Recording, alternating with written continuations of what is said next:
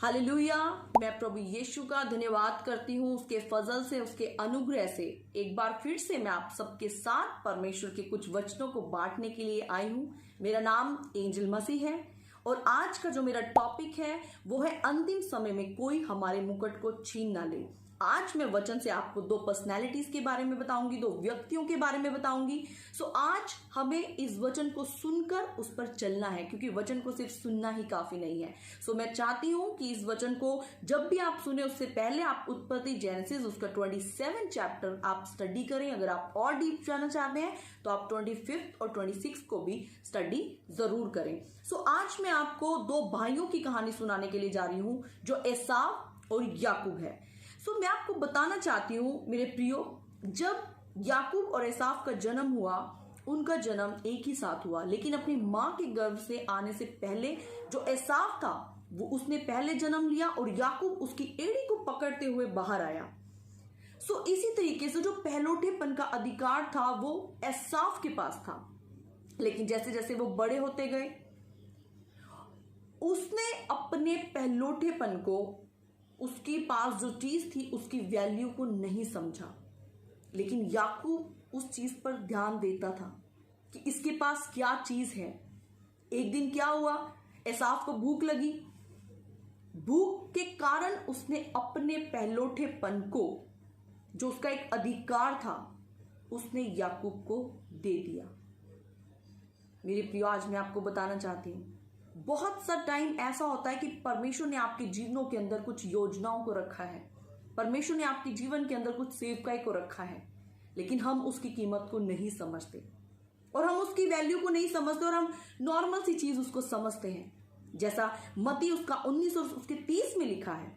यहां पर हम क्या देखते हैं, जब याकूब का जन्म हुआ तब वो पीछे था, लेकिन जब वो अपनी उम्र में आया और जब एसाव ने अपने पहलोठेपन को उसे बेच दिया, तब क्या हुआ, याकूब आगे आ गया। ऐसे ही मत्ती 19:30 में लिखा है, जो पीछे हैं वो आगे हो जाएंगे और जो आगे हैं वो पीछे हो जाएंगे।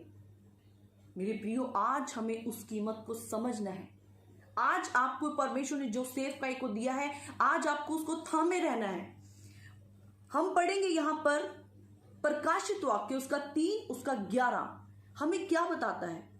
वहां पर वचन में लिखा है, मैं शीघ्र आने वाला हूं, जो कुछ तुम्हारे पास है उसे थाम लो, तुम्हारे मुकुट को कोई छीन ना ले।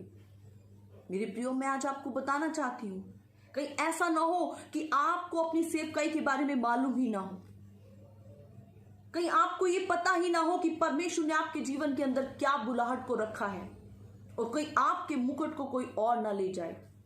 मैं आपको बताना चाहती हूं, जिस वक्त याकूब अपने पिता इसहाक के पास आशीर्वाद लेने के लिए गया, उसने क्या किया, उसने एसाव के उन वस्त्रों को पहन लिया और एसाव के वस्त्रों को जब उसने पहना तब वो इसहाक के पास गया।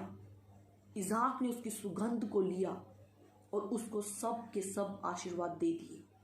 मेरे प्रियो, आज मैं आपको बताना चाहती हूं, परमेश्वर हमारे मनों को देखते हैं, परमेश्वर हमारी इच्छा शक्ति को देखते हैं, परमेश्वर हमारी उस, जो हमारे अंदर एक बुलाहट होती है, जो हमारे अंदर एक चीज है, परमेश्वर का काम करने का एक जोश है, परमेश्वर उसे देखते हैं।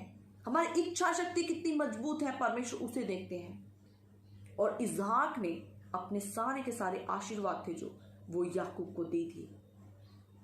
आज कहीं ऐसा ना हो कि जो आपका मुकुट है वो भी कोई और ले जाए।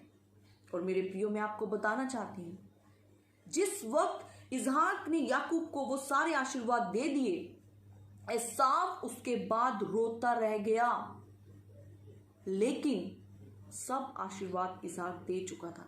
ऐसे ही अगर एक बार हमारा मुकुट छीन लिया गया, वो मुकुट हमें वापस नहीं मिलेगा। आज हमें सीरियस हो जाना है। जो परमेश्वर ने आपको दिया है, आपको उसे थामे रखना है। जो मुकुट परमेश्वर ने आपको दिया है, आपने उसको पकड़ कर रखना है। आपने अपनी सेवा को ईमानदारी के साथ करना है। आपने अपनी सेवा को तुच्छ नहीं समझना। समटाइम हम अपने कंफर्ट जोन को देखकर अपनी सेवा को बेच देते हैं। कुछ चीजें हमें आसान लगती है, उन चीजों की वजह से हम अपनी सेवा को छोड़ देते हैं। लेकिन मेरे प्रिय याद रखें, परमेश्वर वो सेवा को किसी और को देकर वो करवाएगा, और जो चीज एक बार चली गई वो हमें वापस नहीं मिलेगी। हमें अपने मुकुट को थामे रहना है जब तक प्रभु यीशु ना आ जाए। Solution and salvation only found in Jesus Christ, and Jesus must be preached. ये जिम्मेदारी आज परमेश्वर ने हमें दी है कि हम उसके प्रचार को करें, हम उसके सुसमाचार प्रचार को फैलाएं। आज समय बैठने का नहीं है, आज समय ये सोचने का नहीं है, आज समय है काम करने का। जीसस ने आपको ग्रीन सिग्नल दे दिया है, गो एंड प्रीच। अपनी सेवा को आप समझें, अपने मुकुट को आप थामे रहें। प्रभु यीशु के आने से पहले आपको उन सब लोगों को सुसमाचार प्रचार सुनाना है। ये हमारी जिम्मेदारी है, हर मनुष्य को बचाना। और परमेश्वर आपको इस्तेमाल करेंगे, वो आपको इस्तेमाल करना चाहते हैं। लेकिन मेरे प्रियो, मैं आपको बताना चाहती हूं, एसाव की तरह आप अपनी सेवकाई को मामूली मत समझे। याकूब की तरह आप उसको लेने का यत्न करें, उसके लिए काम करने का यत्न करें। परमेश्वर आपको ब्लेस करेंगे। और जब इसहाक ने याकूब को सब ब्लेसिंग्स दी, उसके पास टोटली ब्लेसिंग्स आ गई। जैसा हम इसमें पढ़ते हैं मत्ती 6 उसका 33 अध्याय, मैथ्यू उसका 6:33 में हम पढ़ते हैं, तुम मेरे राज्य की खोज करो, दुनिया की सब वस्तुएं मैं तुम्हें दे दूंगा। हमें किसी चीज के लिए तरसने की जरूरत नहीं पड़ेगी। वो परमेश्वर आज, कल और युगान युग एक सा है, और वो आज भी आपके साथ है। सो आप अपने मुकुट को थामे रहें, अपनी सेवा को करते रहें, रात और दिन प्रार्थनाओं में रहें, इस वचन को पढ़ें और उस प्रचार को फैलाएं जो परमेश्वर ने हमें कार्य को दिया है। जाओ और सारे राज्य में मेरे सुसमाचार को प्रचार को करो। परमेश्वर आपको आशीष दे। अगर आप और वीडियोस को देखना चाहते हैं तो आप फेसबुक पर एंजल मसीह के नाम से मेरे पेज को लाइक कर सकते हैं, और यूट्यूब पर ETH मिस्ट्रीज के नाम से आप हमारे चैनल्स को सब्सक्राइब कर सकते हैं। Thank you very much. God bless you. Praise Lord.